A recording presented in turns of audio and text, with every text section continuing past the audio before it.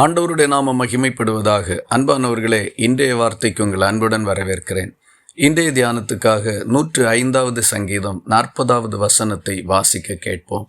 கேட்டார்கள், அவர் காடைகளை வரப்பண்ணினார், வான அப்பத்தினாலும் அவர்களை திருப்தியாக்கினார். எகிப்து தேசத்திலிருந்து புறப்பட்டு வந்த லட்சக்கணக்கான இஸ்ரவேல் மக்கள் வனாந்தர மார்க்கமாக மோசேயின் தலைமையில் வழி நடத்தப்பட்டு கொண்டிருந்தார்கள். வழியிலே அவர்களுக்கு வந்த எல்லா துன்பங்களிலும் கர்த்தர் துணை நின்றார். அவர்களுக்கு வேண்டிய எல்லா ஒத்தாசைகளையும் தந்தார். ஒரு கட்டத்தில் இந்த ஜனங்களுக்கு சாப்பிடுவதற்கு உணவில்லாத நிலை வந்தது. அப்பொழுது அவர்கள், எங்களுக்கு காடைகள் வேண்டும் என்று கேட்டார்கள். லட்சக்கணக்கான மக்களுக்கு வனாந்தரத்திலே எப்படி இந்த உணவு கிடைக்கும் என்பது மிகப்பெரிய கேள்வியாகத்தான் இருந்தது. ஆனால் தேவன் அதை செய்தார். தேவனால் கூடாத காரியம் ஒன்றும் இல்லை. எப்படி இது நடந்தது என்பதை எண்ணாகமம் 11வது அதிகாரம் 31வது வசனம் நமக்கு விவரிக்கின்றது. அப்பொழுது கர்த்தரிடத்திலிருந்து புறப்பட்ட ஒரு காற்று சமுத்திரத்திலிருந்து காடைகளை அடித்து கொண்டு வந்து பாளையத்திலும் பாளையத்தை சுற்றிலும் விழுந்து கிடக்கச் செய்தது. திரளான இந்த மக்களுக்காக தேவன் ஒரு காற்றை வீச பண்ணினார். அது சமுத்திரத்திலிருந்து காடைகளை அடித்து கொண்டு வந்து அவர்களுக்கு கொடுத்தது.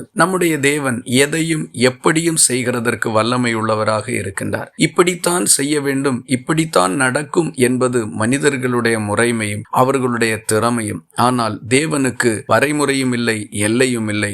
அவர் சர்வ வல்லமை உள்ளவராக இருக்கின்றார். ஒரே ஒரு காற்று இந்த லட்சக்கணக்கான மக்களுடைய உணவு தேவையை பூர்த்தி செய்யுமானால், ஒரு குடும்பத்திற்கு, ஒரு தனி மனிதனுக்கு தேவனால் அற்புதத்தை செய்ய முடியும் என்பது எத்தனை ஆச்சரியமான காரியமாய் இருக்கின்றது. உங்களுக்கும் உங்கள் குடும்பத்திற்கும் தேவன் அற்புதங்களை நிச்சயமாய் செய்வதற்கு முடியும். ஒரே ஒரு காற்று உங்களுக்காகவும் கர்த்தர் வீச பண்ணினால் நிச்சயமாய் உங்கள் காரியமும் உங்கள் குடும்பத்தின் காரியமும் ஆச்சரியமான பிரகாரமாக நடந்தேறும்.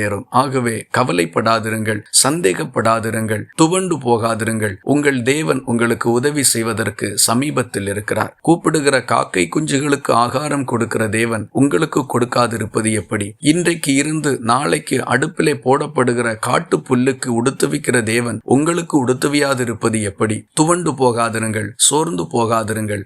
நீங்கள் கேட்டது உங்களுக்கு கிடைக்கும். உங்களுக்கு இன்னது தேவை என்பது நீங்கள் கேட்க தொடங்குவதற்கு முன்னதாகவே ஆண்டவர் அறிந்திருக்கின்றார். கேளுங்கள், அப்பொழுது உங்களுக்கு கொடுக்கப்படும். உங்கள் சந்தோஷம் நிறைவாயிருக்கும்படி பெற்றுக்கொள்வீர்கள் என்று சொன்ன இயேசு தாமே உங்களுக்காக ஒரு காற்றை வீச பண்ணுவார். இந்த வார்த்தைகள் இந்த நாள் முழுவதும் உங்களுக்கு ஒரு ஆசீர்வாதமாய் இருப்பதாக. ஜெபிக்கலாமா?